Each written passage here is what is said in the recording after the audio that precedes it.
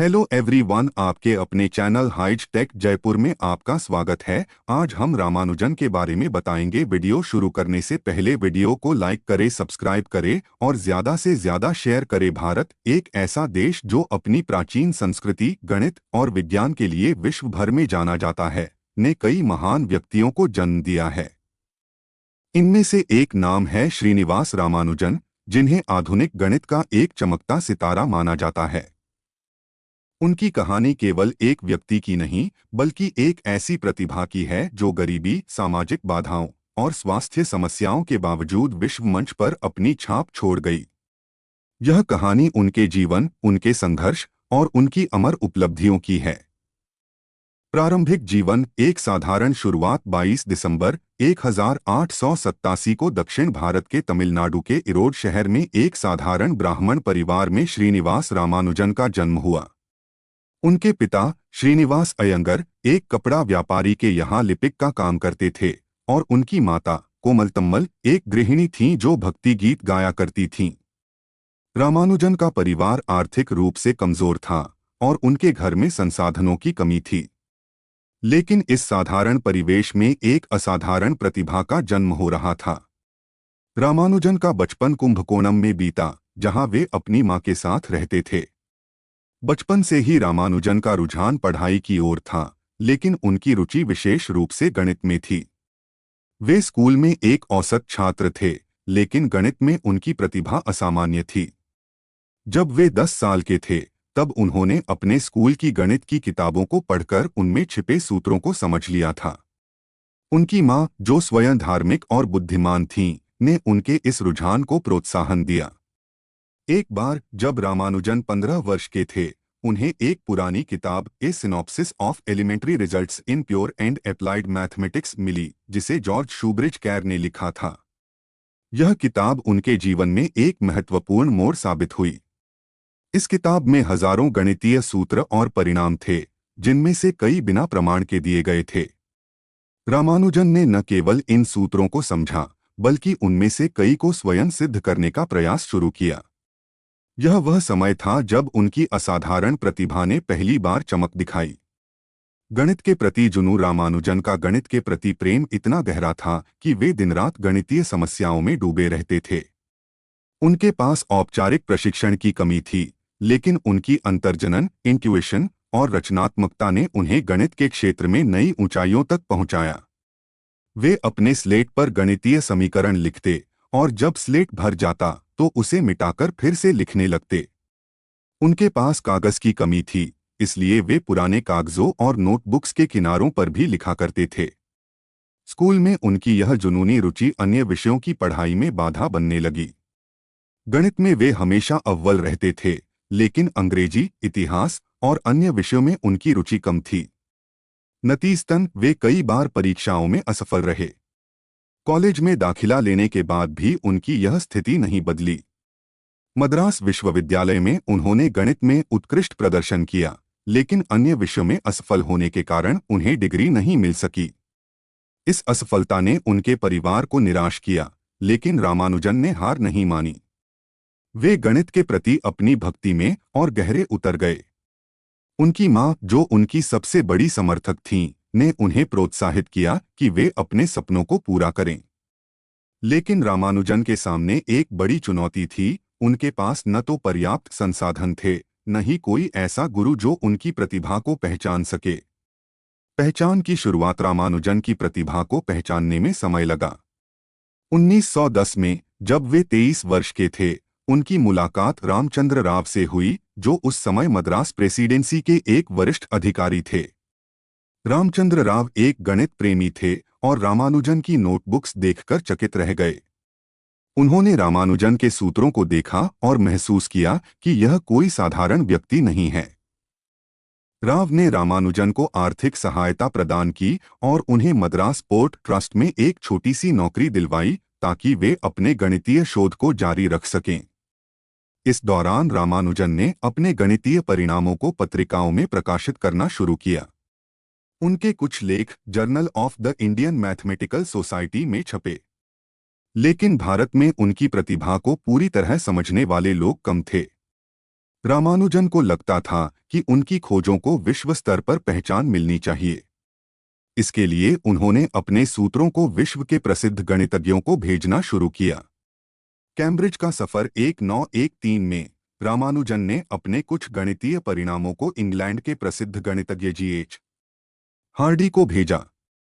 Hardy उस समय Cambridge विश्वविद्यालय में प्रोफेसर थे और गणित के क्षेत्र में एक बड़ा नाम थे।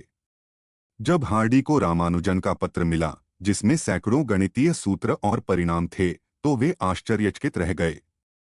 हार्डी ने बाद में कहा कि कुछ सूत्र इतने असामान्य और गहरे थे कि वे किसी सामान्य दिमाग से नहीं आए हो सकते। हार्डी ने रामानुजन को कैम्ब्रिज आने का निमंत्रण दिया। यह रामानुजन के लिए एक बड़ा अवसर था, लेकिन उनके सामने कई चुनौतियां थीं।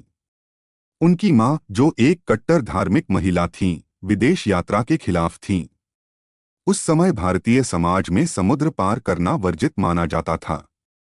लेकिन रामानुजन ने अपनी मां को मनाया और 1914 में वे इंग्लैंड के लिए रवाना हुए। कैम्ब्रिज में रामानुजन का स्वागत एक नायक की तरह हुआ। हार्डी और उनके सहयोगी J.E. लिटिलवुड ने रामानुजन की प्रतिभा को तुरंत पहचान लिया। हार्डी ने बाद में कहा, रामानुजन की प्रतिभा न्यूटन और आर्किमिडीज के समकक्ष थी, लेकिन रामानुजन के लिए इंग्लैंड का जीवन आसान नहीं था। ठंडा मौसम, शाकाहारी भोजन की कमी और सांस्कृतिक अंतर ने उनके स्वास्थ्य को प्रभावित किया। फिर भी वे अपने गणितीय शोध में डूबे रहे। गणित में योगदान रामानुजन और हार्डी की जोड़ी गणित के इतिहास में एक ऐतिहासिक साझेदारी बन गई।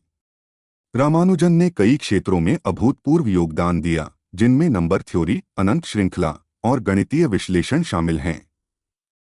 उनके कुछ प्रमुख योगदान निम्नलिखित हैं। रामानुजन प्राइम और पार्टीशन थ्योरी। रामानुजन ने संख्याओं को विभिन्न तरीकों से व्यक्त करने की प्रक्रिया, पार्टीशन, पर गहरा काम किया। उन्होंने ऐसे सूत्र विकसित किए जो आज भी गणितज्ञों के लिए आश्चर्य का विषय हैं।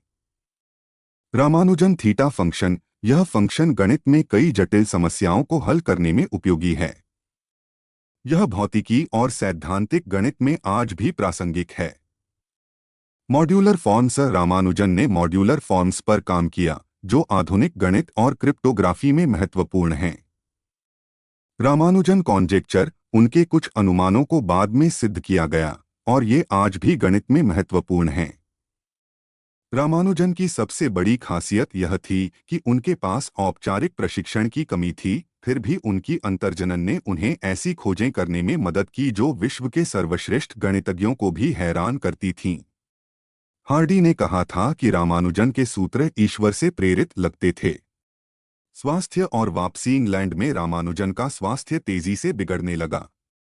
ठंडे मौसम और पौष्टिक भोजन की कमी ने उन्हें कमजोर कर दिया।